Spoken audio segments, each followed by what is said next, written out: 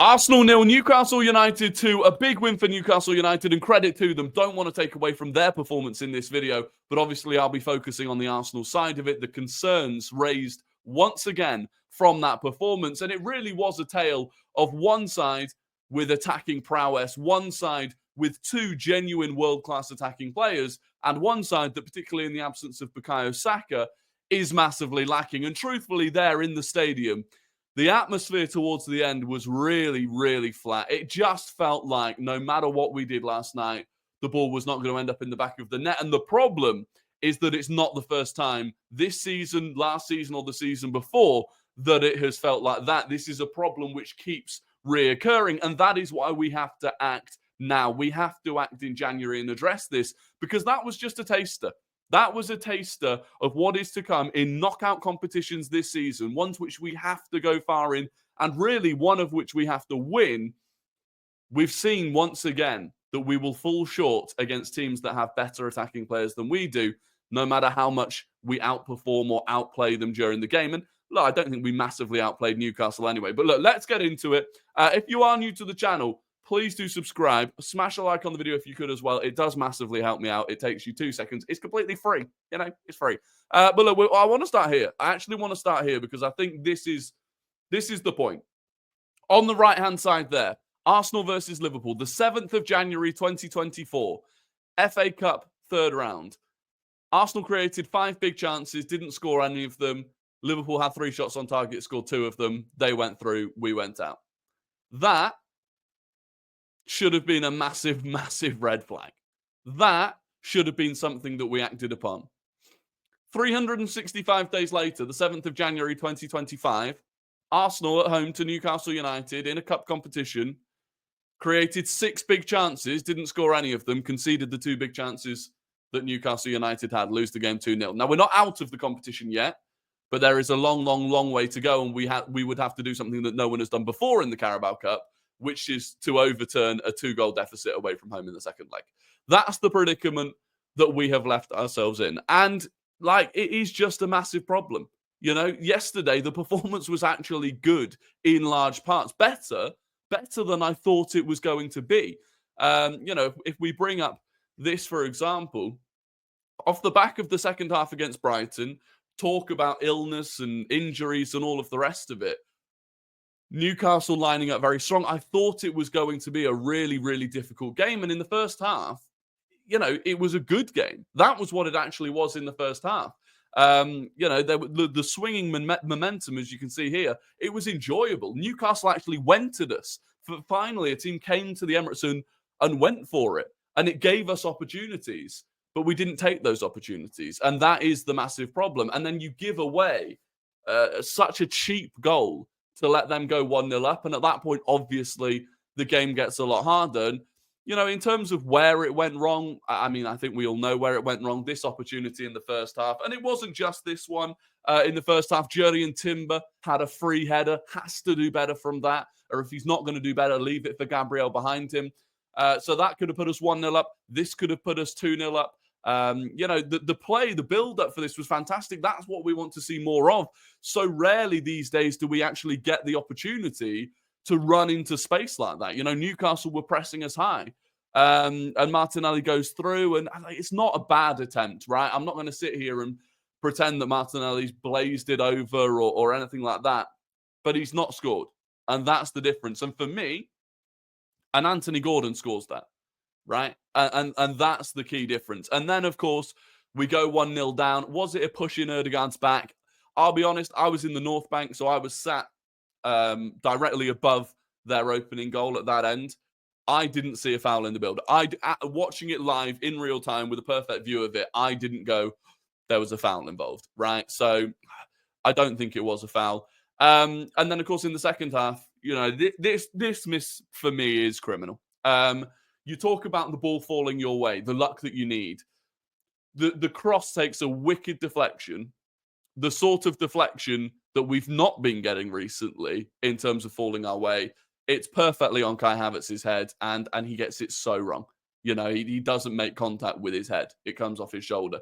And this is the problem. And it's a difficult one with Kai Havertz because I've defended him a lot. His record is not bad. He's got 12 goals in 26 games this season. It's not horrific. For me, the problem is, and this is where I've flip-flopped my own opinion, and I will hold my hands up. I have flip-flopped my opinion, but that flip-flopping opinion kind of comes from Kai Havertz's lack of consistency. And the major issue, which for me differentiates between him and an Isak or a Haaland or a different position, but a Mo Salah, is the big moments where you need one goal. He doesn't get it. And these sorts of 90% chances that he misses, you need a striker that buries that 90% of the time in the way that Alexander Isak does. And Isak last night was absolutely phenomenal.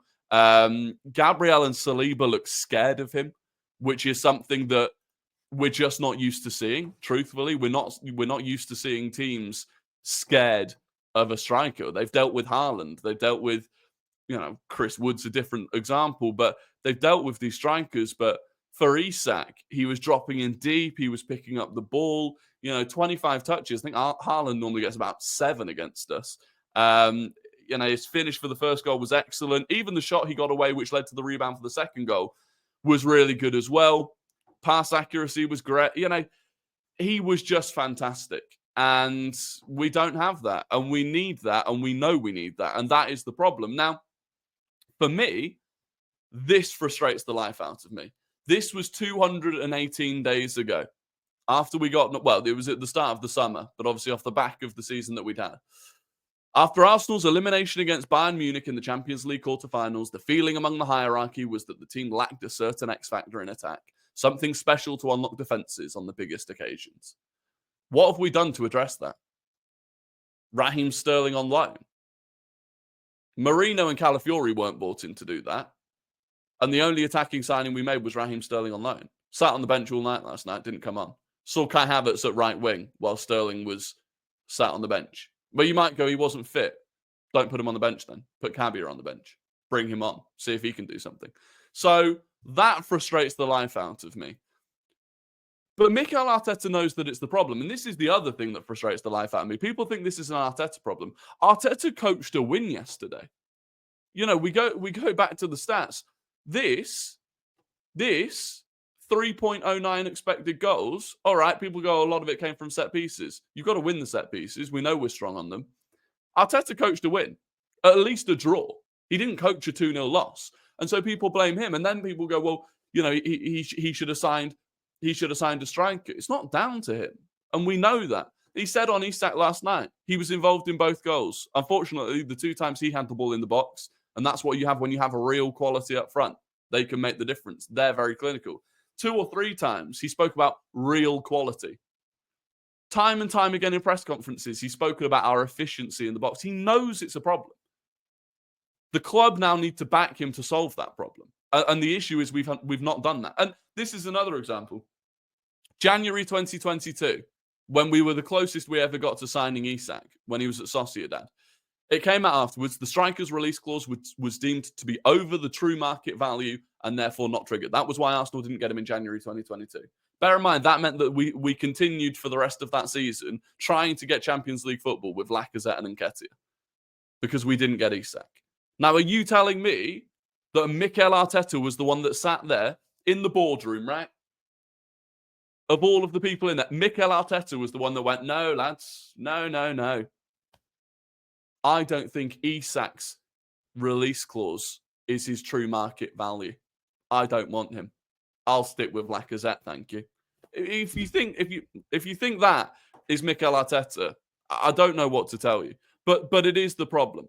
And the other problem that I have, and where I feel like we failed to address the problem, is this. As an example of a player, for some reason, when it comes to strikers, right?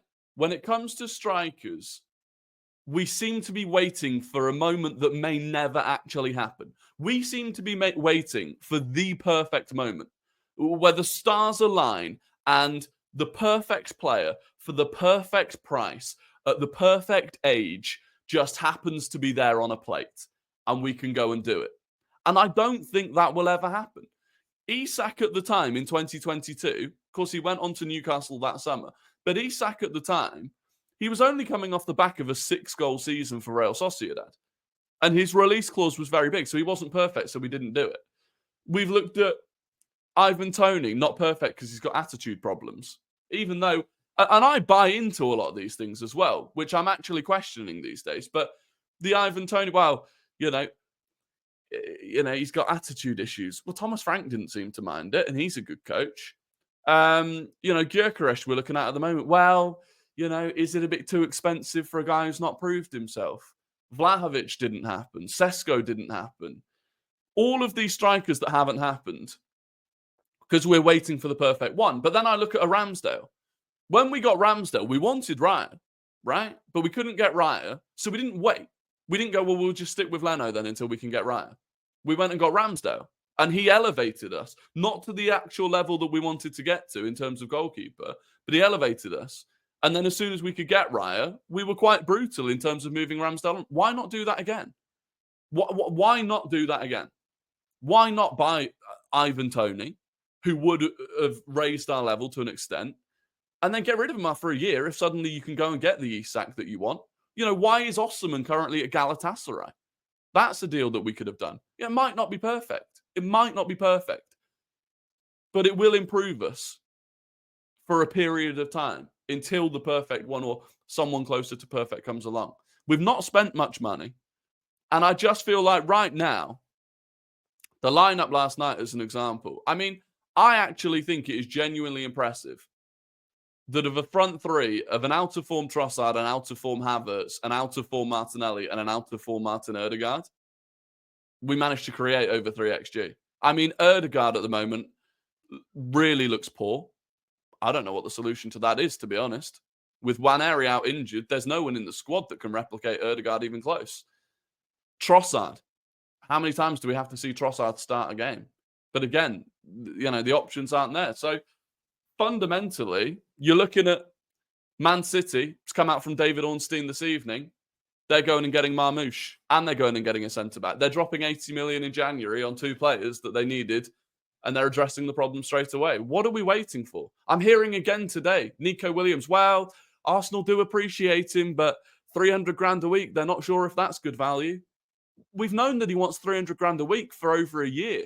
Why are we still waiting? So, look, I don't want it to be a massively negative video, but I really do feel like if we get to the knockout stages of the Champions League and we come up against a decent team and we create lots of chances and we go out because no one scored them, what did we do for the last year? If we end up in the same position, we could end up in a worse position, but if we end up in the same position as we did against Bayern and we lose on something like that, what was the point of the last year? What was the point of the last 2 transfer windows? That's the problem I have. Now, one thing I will say, people talk about Marino, Calafiori. We shouldn't have signed them. We should have used that money on a striker. Completely disagree. We should have spent the money on a striker as well. That's my opinion. Signing Marino, if we'd not done that, we'd have been going into the season with Jorginho, Thomas Partey, and Declan Rice as our only midfielders. That would have been an insane thing to do. Calafiori, I think it is one for the future. I think he will be a very good player for us. And ultimately, there was a period this season where we were struggling defensively for numbers anyway. So I don't blame that. But the point is, right now, the Cronkies need to get their checkbook out. And if you overpay for a player, by 15 million quid, but it's the difference between you getting to the round of 16 in the Champions League and getting to the semi-final in the Champions League, and it's the difference between finishing 2nd in the Premier League and 4th in the Premier League, and it's maybe the difference between you winning an FA Cup or not, you make the money back.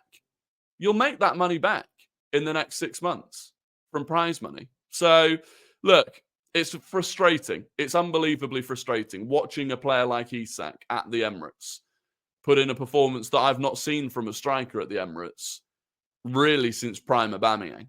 That is frustrating. And like I said, there has to be pressure on the board. There has to be pressure on the club to act on this now. And I don't know if they will. But look, I appreciate you for watching. I apologize for the negative video. There won't be a video now for a few days. I'm going to Norway for a few days, which is going to be cool. Follow my TikTok and Instagram, one or the other. there will be content in Norway on those channels. But yeah, on here, I'll be back in a few days after the United game, basically. But until then, I hope you have a good week, a good weekend, and I will catch you all on the next one. Goodbye.